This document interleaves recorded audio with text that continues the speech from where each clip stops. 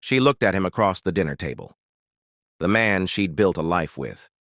He wasn't cruel. He wasn't a bad man. And yet, she felt something strange. Resentment, loneliness, an ache that no one warned her about.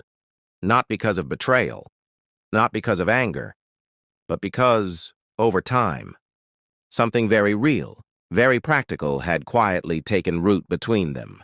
Pause. Why does this happen? Why do so many women, after decades of commitment, begin to feel distant from the very man they once loved beyond reason?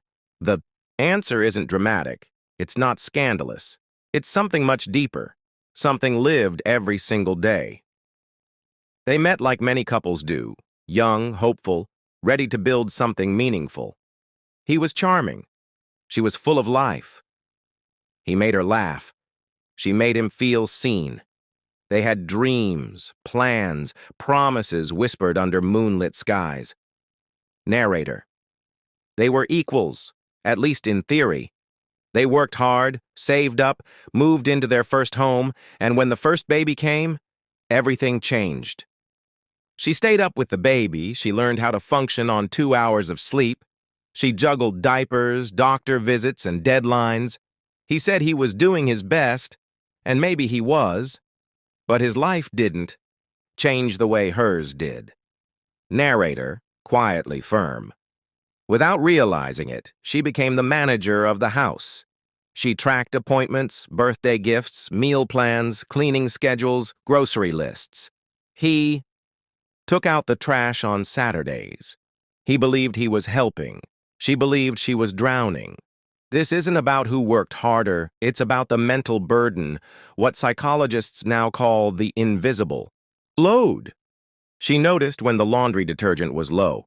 She reminded him to call his mother. She handled the emotional needs of the children. She became the CEO of the family. Narrator. And yet he never saw it, not out of malice, but because no one taught him to. She tried to talk about it many times. He got defensive. You're always complaining. Nothing I do is enough. Narrator sighs.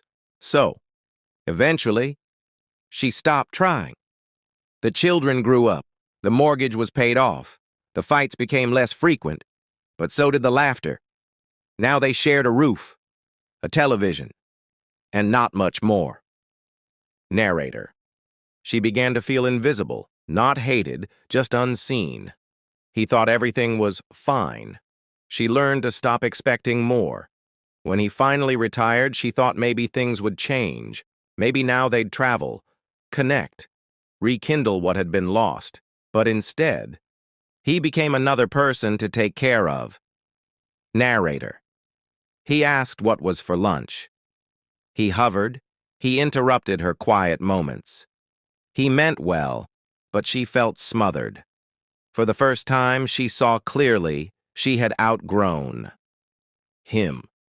Not because she became bitter, but because she grew, and he stayed the same. This is the part no one talks about.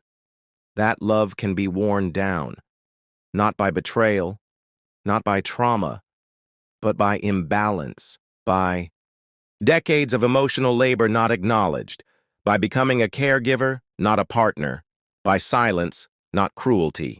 Narrator. She doesn't hate him. She just can't connect anymore, and it's not because of who he is today.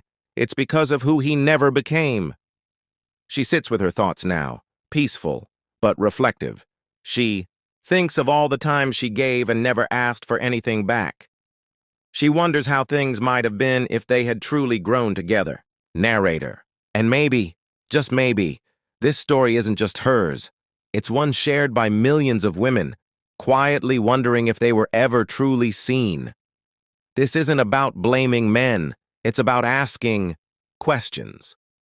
Are you truly present in your relationship? Do you know the weight your partner carries?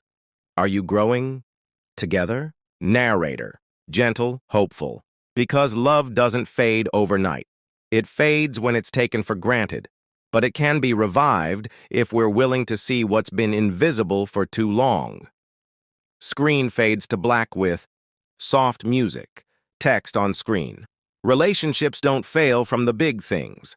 They quietly fall apart in the silence.